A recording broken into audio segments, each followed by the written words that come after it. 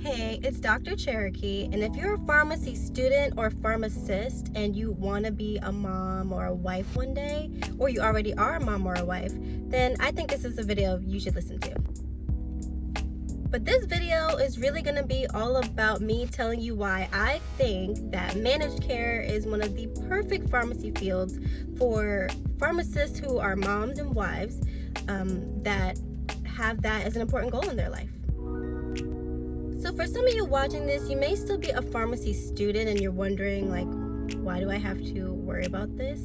And it's because as a woman in the healthcare field, there's a lot of positions that kind of take a lot of your time and your attention away. And we have to remember if we want to live to work, or we have more important things, or just as important things that we want to accomplish in life, such as being an attentive mother and being a good wife and all that stuff. So that's why I think it's important to listen up now.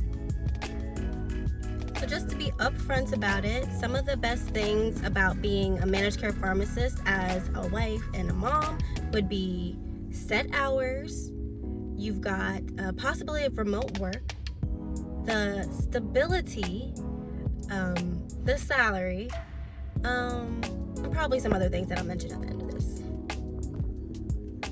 So set hours is just what it sounds like. It's set hours, 8 to 5, 9 to 6 with your hour lunch break, and then you can sign off and go about your business. And I think that's one of the very great things about managed care. It's kind of like an office-based setting, it's kind of like you clock in, clock out, but I'm salaried, and if there's something that I didn't get to finish documenting, maybe I'll stay a couple minutes over and finish that. But for the most part, it's independent work and it's set hours. And as we know, a lot of other pharmacy professions, and when I say set hours, it's kind of like 8 hour, 9 hours, 5 days a week. Sometimes there's 12 hours, 4 days a week, versus a lot of other, pharmacy related things. You end up working hours and hours on top of what you're supposed to be, just because maybe pressure from the company, or there's no coverage, stuff like that. But it's really not like that in managed care. There's no pressure. It's just,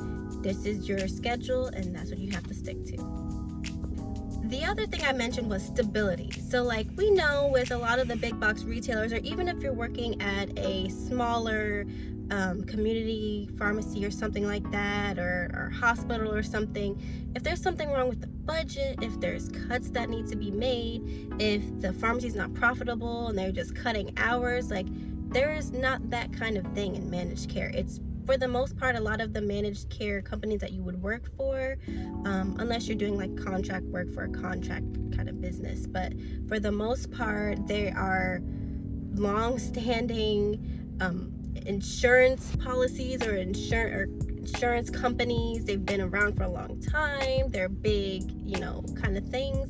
And so it's not going to be a surprise that, oh, next week we're closing our doors because we're not making money. The other thing I mentioned was the possibility for remote work. So since managed care pharmacy for the most part is like an office-based setting, pre-pandemic, there were a lot of managed care positions in the office. So you go in, you're in your cubicle, what have you, and that's fine. However, after the pandemic, a lot of companies started to realize the benefits of just staying home. We've been doing it fine for the last year and a half. Everything is going great. Let's save on some, retail space and stay home. So there's a lot more remote possibilities when it comes to managed care right now. I do medication therapy management, and there's a lot of other variety of fields within managed care. So you don't have to be on the phone talking to people. You could be just doing formulary management and having meetings all day. Obviously managing people who are on the phones, that's one thing. Prior authorization department, kind of analyzing documents and sending things off. There's a lot of different things within managed care that you can do, and that could be remote. And so of course, being a mom, having a home to take care of, having dinner to start, laundry to do, spaces to clean, being 5 steps away from your kitchen or your rooms is really important and a great benefit. So that's why I think you should consider managed care. And so the question I know you might all have is, how do you be a managed care pharmacist then? Well, it would be things like start now. You can, if you're in pharmacy school, you can get rotations in managed care, or admin, I think sometimes they call it too.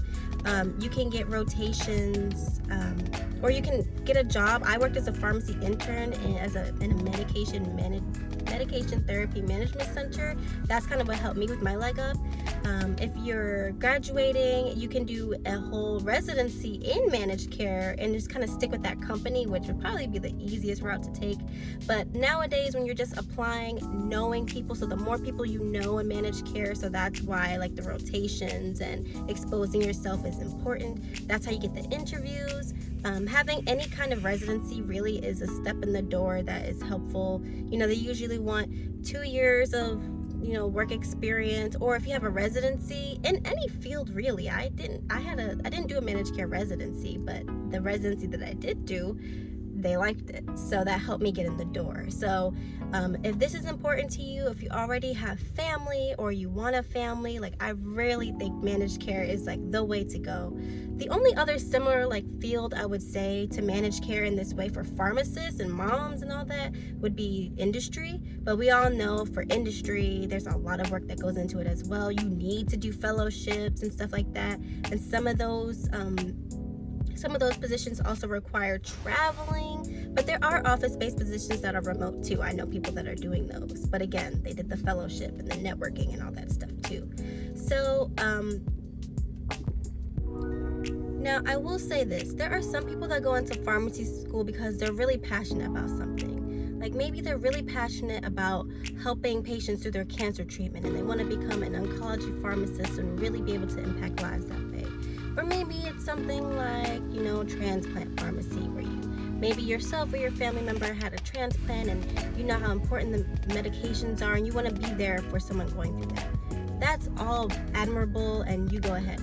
But for some people that, go into pharmacy school and they learn about all the things they can do and they just kind of become overwhelmed, like there's a lot of different areas to go in and I'm not really passionate about one single thing, then I think that managed care is a good thing to kind of get into. It's not as, fun and, cool sounding as some of those other specialties are, but the benefits that come with a stable career in managed care is unmatched. And you don't have to, I guess I'll say, the glamour that sometimes comes with those other specialties isn't always what it looks like on the other side. A lot of times you're really just stuffed in the satellite pharmacy in the basement of some hospital somewhere.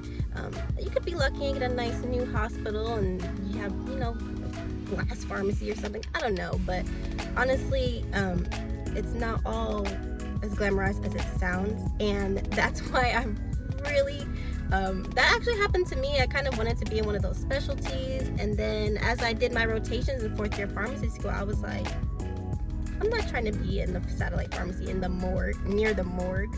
So it's not as glamorized as it sounds, and that's why I think managed care is just a nice, good, practical use of your time and your career space, especially if you want to have time to do things that are more important, like have a family or be a wife. So I hope you found this video helpful. If you have any other questions or specifics that you want to get into, let me know and I can do a video on that, or I can answer in the comments below. But thank you so much for watching. Watch, subscribe. I'll be trying to do more videos related to being a pharmacist mom and a wife as a pharmacist and things like that. So I hope you find this content helpful. But have a good day. Bye-bye.